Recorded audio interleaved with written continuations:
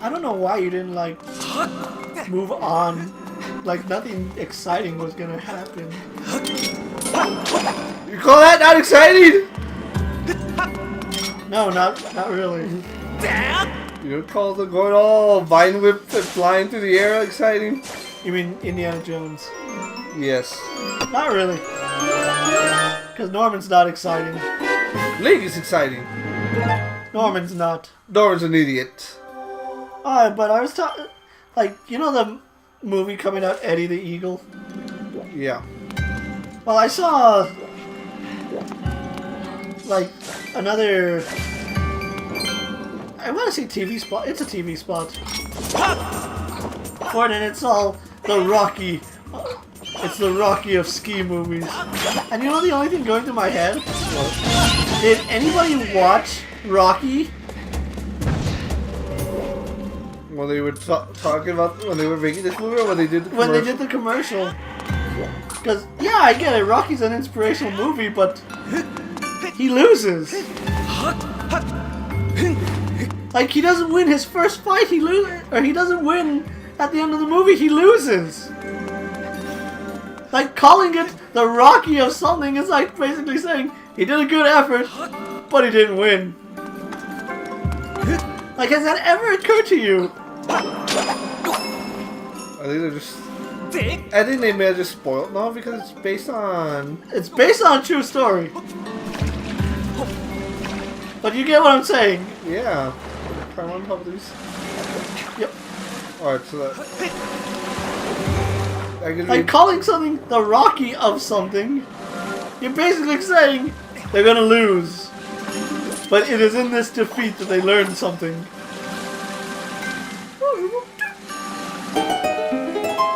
And then, that's another thing that I was talking to, like, my coworkers about. About all these, like, boxing movies and movies, like, where the guys play high-impact sports. And the wife is all, oh, you're gonna get yourself killed one of these days, and don't do it. Your body can't take it anymore. Yeah. It's a sanctioned sport. They're not gonna let me die out there. They have referees for a reason. Well, it goes back to the way boxing used to be. I know, but doing it in today's era, it's like, why? Like, anyone who understands the sport... You know the risk going involved. Like, Ronda Rousey knows the risk going into a lot of fights, and you know what? She's broken elbows before. Granted, you can't do it in the UFC, it's frowned upon, but... In the UFC, it's either the referee's judgment or your best judgment. Whether to let go of the hold or not. Whether to tap to the hold. And, oh, that goes back to watching Warriors. I mean, that referee was... A lot of things in that movie aren't quite accurate. Like, Kurt Angle powerbombing someone? You can't powerbomb in the UFC. Like... Well, I can see a possible way you can happen. No, you can't do it. It's slamming someone that hard against the mat, right? You're never gonna get the chance. So you're gonna be like in a triangle hold at that point.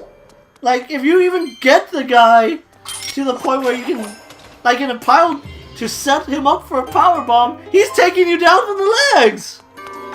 Because no one's that incompetent. No one is gonna sit there and let you powerbomb them. But I was gonna say, Warrior's an old movie. It is an older movie, but the referee, like, especially the Tom Hardy fight at the end. Like, the referee, in all actuality, would have called the match in that whole... No, the ref would have called the match when Tom Hardy's character was, like, ground and pounding his brother. Because, like... His guard went down. Yeah. And if your guard goes down... That's the end of the fight. It's the referee's best judgment to either step in or see what's going to happen. And most of the time, they will end the fight. Well, he's dead.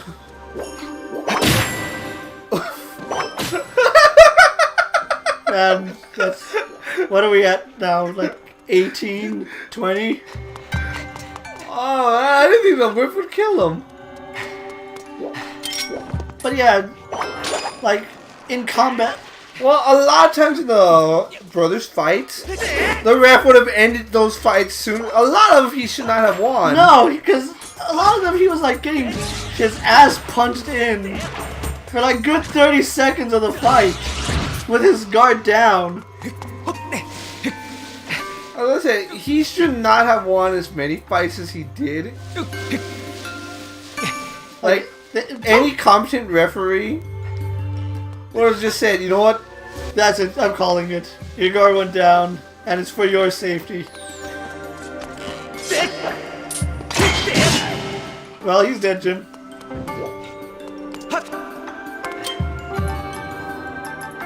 And especially the last fight, well, there's like several instances where it should have been over. Like the entire second half of the fight should have been over. Z-target. I'm trying. Norman doesn't want to Z-target it. Look up. Now look down. Back at me. Now look over there. There's still no Z-target.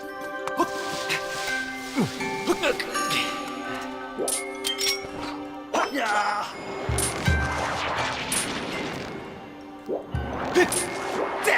What the fuck? You saw me lock onto it, right? And then I saw you like do a complete 180. How does that even happen? But yeah, do you know in a lot of like her fights in like before the UFC, Ronda Rousey actually dislocated a lot of elbows. That doesn't surprise me. But to be completely fair, her opponent didn't tap. There we go. So it's kind of like tap or snap, bitch. And isn't that what a lot of like the amateur, like pre-UFC fights happen? Yeah. Like a lot of times, since a lot of these referees are really Like they are actual referees, but they're more lenient than like amateurs. Because there's not like a high investment in the athletes. That's why. Like in the UFC, there is a huge investment for every fighter that's there, not just like champions. Ah! Kevin, can you have a flushing sound right here? Who's Kevin? Yay! We're in the underworld.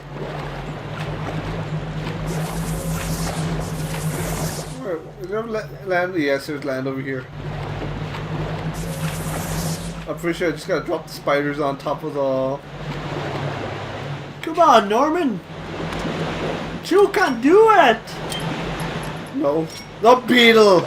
The beetle can do it! But like we were saying, in Warrior, when especially when Tom Hardy's character has his shoulder dislocated. In all honesty, the amount of time he was in that hole, any competent referee would have called the fight. And then just when he... And even when you see a physical injury, that's game. Like there's no... You've just been jacked, bitch! I've been thinking of... Wow, what's her name? Fuck, I can't think of her name right now, but you know the one where her ear literally blew off. Yeah. I think it's Jessica something, if I remember correctly. Or like one punch gave her a cauliflower ear instant. Her cauliflower ear popped.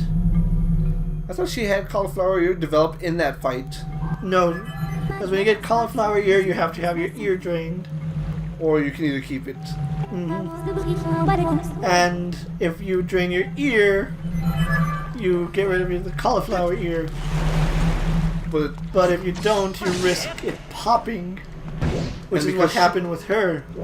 Because she didn't get it drained, when she took the punch to the head, It it popped. opened up the cauliflower ear and nearly ripped her ear off.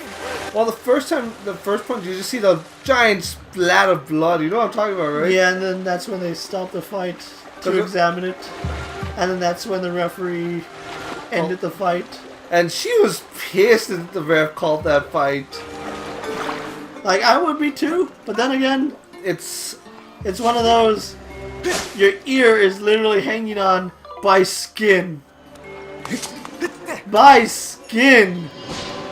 I think I showed you that video, didn't I? No, I actually saw the fight. Oh, I showed it. I forgot who I showed that video to. I think it was Albert. Like, I didn't see the actual fight itself, but I saw the highlight of that fight, which was The ear blowing up. But yeah, that was the highlight of the fight.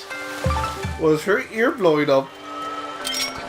Like, damn, can you imagine how... Well, no, you probably don't feel that. Right? Yeah. Like, you just feel a little warm spot, or it starts feeling warm on your ear. I think that's the way it is, right? Probably. Well, you've had that weird pimple that popped on your head that started bleeding like a motherfucker, right? Yeah. Didn't you feel warm? Like, Well, I was also wetting my hair. But when I wet my hair, I don't let any water go down to my face because then it looks like I'm sweating. And I don't like that at work, so like I keep a paper towel on my forehead. that way it dries up, right? That way the water doesn't go down into my face. But yeah, like that pimple just like popped and I don't know what happened. But like it just started dripping blood. Like, did you feel the warmth from the blood, or... Well, do you think it was water at first? At first I thought it was water. But then I looked in the mirror and I'm like, oh fuck. I'm bleeding. You got any band-aids? Because I need to go back to work. Like, don't you guys have first aid kits for that reason? Yeah.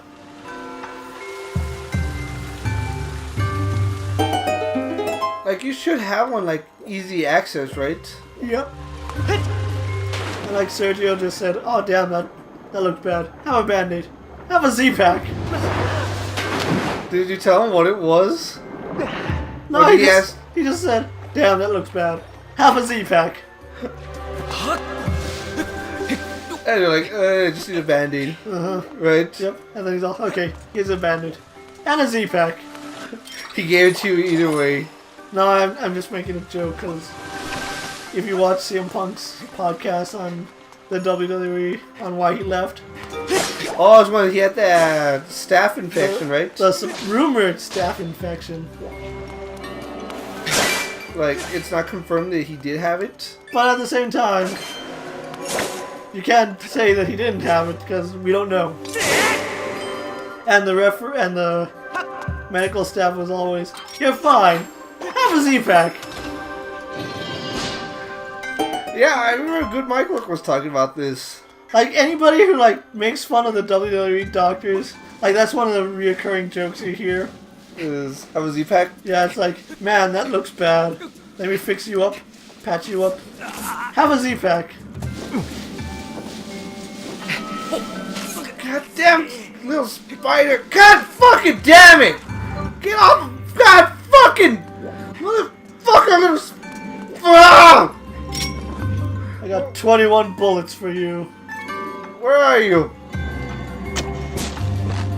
Oh wow, he's like, he knows what's coming. He valued his life more than he valued death.